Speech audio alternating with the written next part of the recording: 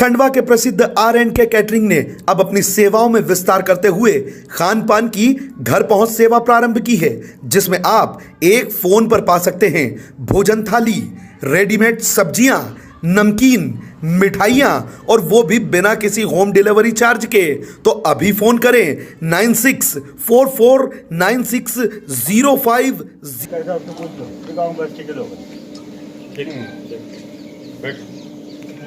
बिल्कुल उठा के लाया, मेरे रुपये किस्त आ गई है। मेरे बच्चे बोले कि हम मजदूरी करेंगे भर देंगे।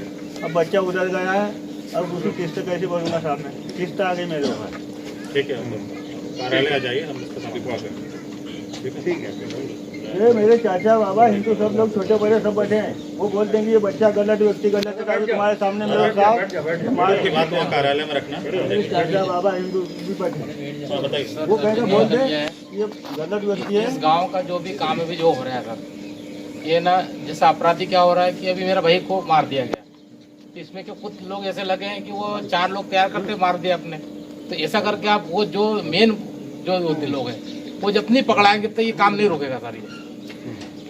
ये सोपड़न बता रहा आपको मैं, जब तक वो ये आप बता रहे 4 को अपने जेल में पहुंचा दिए, 5 जेल में पहुंचा दिए, ये लोग और 5 को तैयार करेंगे और कोई किसी को टपका देंगे सर। वो मेरा घर परिवार है सर कि मेरे भाई ने बरसों के बाद में खेती में ट्यूबवेल लगाया, खेत में गेहूं बोए और गेहूं उंगे उससे पहले ने काट कत्ल कर दिया सर। तब मेरे भाई ने अभी 5-7 लाख कर्जा करा, बैंक से कर्जा करा, उसकी क्या होगा सर? आप क्या सहायता करो उसके लिए? अब पीड़ित ना वो बैंक का लोन भर सकते हैं, खेत पूरी फसल सूख रही है सर। वो सामने जिस व्यक्ति को लगाया तो वो भी डर रहा है कि नहीं हम नहीं करेंगे, हमको मार देगा।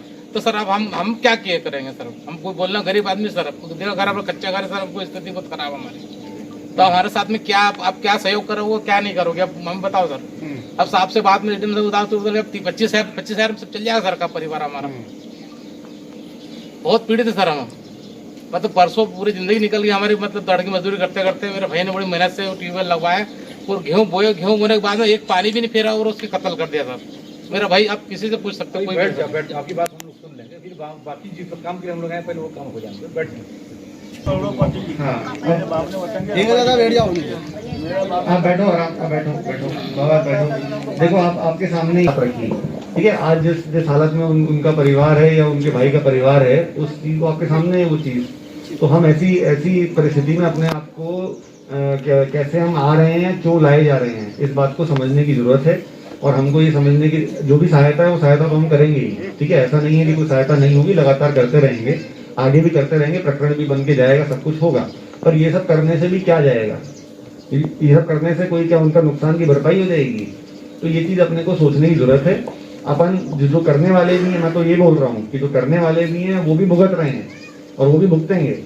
तो इसलिए आप लोग इस बात को समझो कि आज हमको मेहनत करके जब बता रहे हैं ट्यूबवेल लगवाया, सब कुछ करवाया, खेती करने जा रहे हैं, आगे हम लोग और समृद्ध होने की बात कर रहे हैं।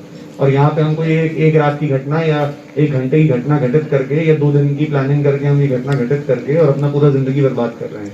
तो यही बात हमने काफी डिटेल में कर ली। जो हुआ, जो उसमें करना है वो सब हम करेंगे बैठ के, ठीक है। पहले भी किया है, फिर से कर रहे हैं। पर मैं फिर भी बोल रहा हूँ आप लोगों को कि ये सब चीजें जो हैं ये अपने को छोड़नी पड़ेंगी। ये समिति जो बनाई हुई है ये नियमित अपनी बैठक करे। आप 7 दिन में 5 दिन में बैठो, ठीक है। 5 दिन में ये सब मुद्दों पे आप चर्चा करो। अब आज वो जो बोल रहे हैं कि उसका परिवार का क्या होगा या उस खेत का क्या होगा, ये आप लोगों को आगे आके खुद की सहायता करनी, खुद की मदद करनी है। बाहर के लोगों को आपकी क्या सहायता कर लेंगे वो?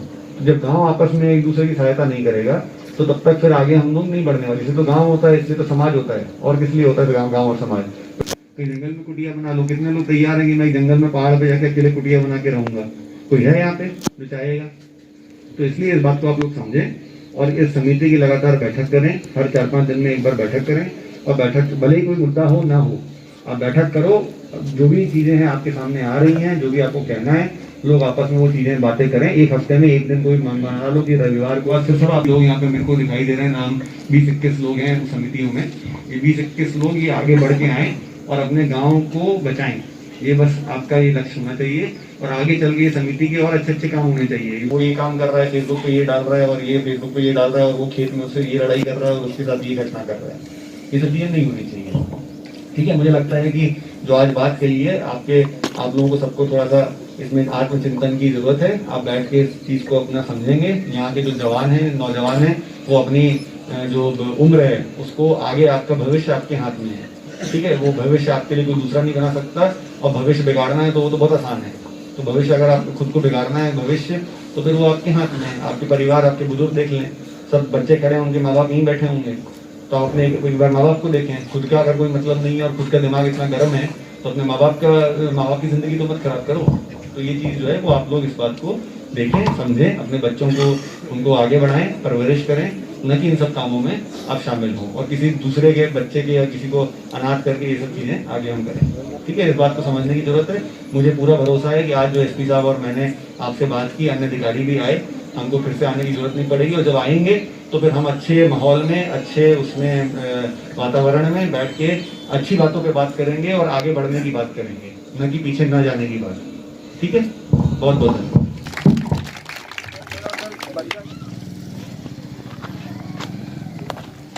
नहीं होगा।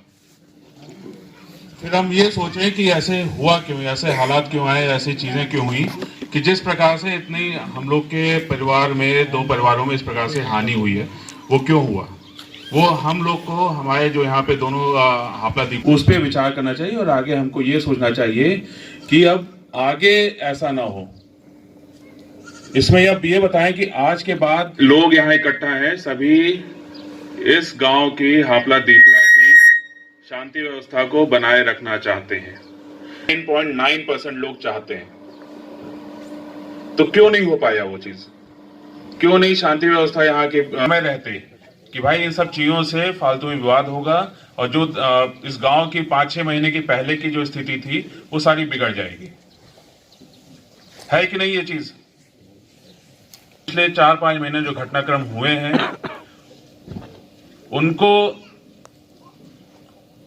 उनको वो करते हुए आगे बढ़ना है। हमको उनको भूलते हुए, हमको क्या नहीं भूलना है? हमको ये नहीं भूलना है कि हमने क्या गलतियां की। हमने एक आदमी के तौर पे, एक इंसान के तौर पे क्या गलतियां की, हमने एक समाज के तौर पे, गांव के तौर पे क्या गलतियां की, हमको ये चीज नहीं भूलना है। और जो हमारे परिवारजन, जो परिवार ने जो एक अपनी जान खोई है, उस परिवार की हम कैसे मदद कर सकते हैं वो हमको याद रखना है। वो उसको ये नहीं समझना है कि वो हिंदू समाज का है कि मुस्लिम समाज का है, वो इस गांव का परिवार है और हमको उसकी मदद करनी है। उसको बढ़ के उसको मदद जितनी भी हम कर सकते हैं, एक इंसान होने के नाते। और कोई भी धर्म ये नहीं सिखाता कि हम किसी जरूरतमंद की मदद न करें या आपस में लड़ाई झगड़ा करें।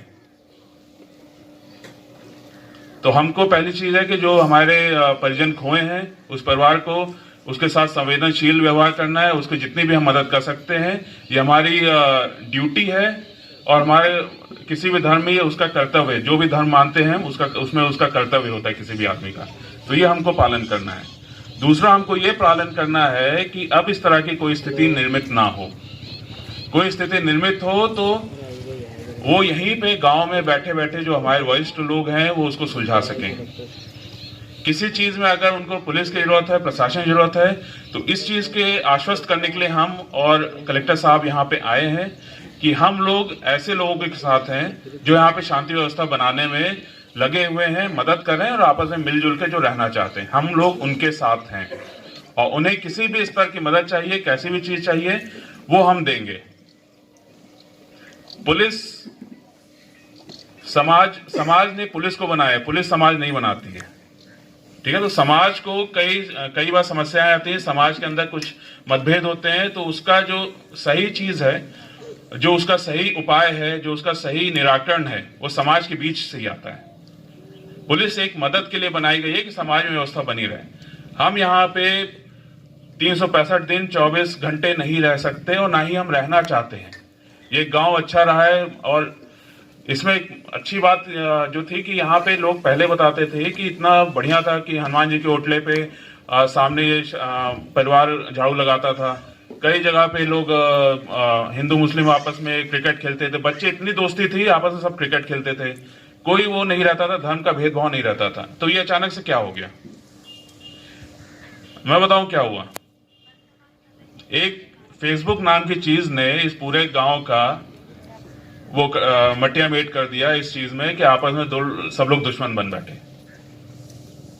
उस छोटी चीज जिसका यहाँ से कोई वास्ता नहीं है, ना इस गांव से, ना इस शहर से, ना इस देश से, लेकिन उसमें किसी ने कुछ लिख दिया, किसी ने कुछ कर दिया, किसी ने फॉरवर्ड कर दिया, किसी ने लाइक कर दिया। और यहाँ गांव की नहीं बात है, ये कई जगह की बात है ये। तो हमको ये समझना होगा कि हमको ये सारी चीजें अब हमारे मोबाइल में है, सारी चीजें हैं, लेकिन उसमें ढूंढना है। अगर कोई मुस्लिम गलती करता है तो मुस्लिम समाज आके उसको समझाए, उसके खिलाफ कार्रवाई करवाए। अगर कोई हिंदू गलती करता है तो हिंदू समाज आगे आके उसमें कार्रवाई कराए। ठीक है, उसमें हमारे जितने भी वरिष्ठ सम्मानित जन हैं, जितने भी नागरिक हैं, उसमें जुड़ेंगे। छोटी मोटी जो भी बातें आती हैं इस गांव में से, तो वो चीजें कोई आप ये समिति उसको बैठ के उसको निराकरण करेगी। कोई मदद की जरूरत है तो